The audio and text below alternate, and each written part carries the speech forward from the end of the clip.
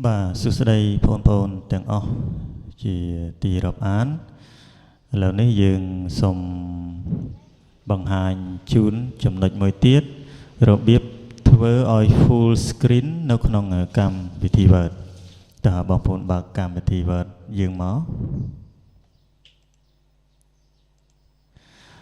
bà nè phôn phôn khơi nhé về đại dương bạc cam vị thị máu option មួយចំនួនវាត្រូវបានលាក់ណាអញ្ចឹងពេលដែលយើងចង់ចូលទៅប្រើគឺតើតែយើងចុចឧទាហរណ៍ចំណុច home នេះបាទអញ្ចឹងពេលដែលចុចចំណុច home នេះបានវាសូ option មួយចំនួនបាទតែដល់ពេលយើងសរសេរជារបាយការណ៍ផ្សេងៗឃើញនេះយើងចង់ទៅប្រើប្រាស់គឺវាអត់សូ option មួយចំនួននឹងទេបាទអញ្ចឹងវាមានភាពលំបាកភាពយឺតយ៉ាវរបស់យើងដែរអញ្ចឹងដើម្បីដោះស្រាយធ្វើម៉េចឲ្យវាសូ option នឹងដូចខាងលើនេះយើងមានវិធីដោះស្រាយអញ្ចឹងបងប្អូនចូលទៅកាន់ insert បាទកាន់ insert ហើយបងប្អូនក្រឡេកមើលខាងស្ដាំដៃអញ្ចឹងខ្ញុំពង្រីកវាឲ្យធំបន្តិច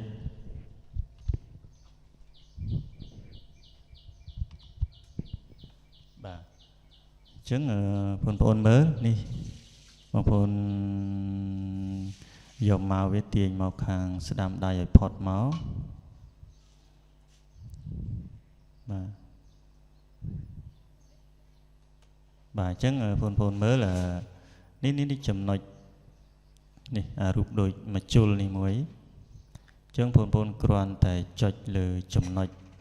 នឹងមួយមកបាទអញ្ចឹងកម្មវិធីនឹងសូនៅ option មួយចំនួនហើយបាទឃើញទេនឹងសូអញ្ចឹងដើម្បីធ្វើវាឲ្យពេញ screen បាននេះថាកម្មវិធីនេះឲ្យវា full screen ឡើងវិញតើយើងធ្វើម៉េចអញ្ចឹងដើម្បីឲ្យនេះបំបត្តិ option មួយចំនួនហ្នឹងបងប្អូនក៏លេខមើល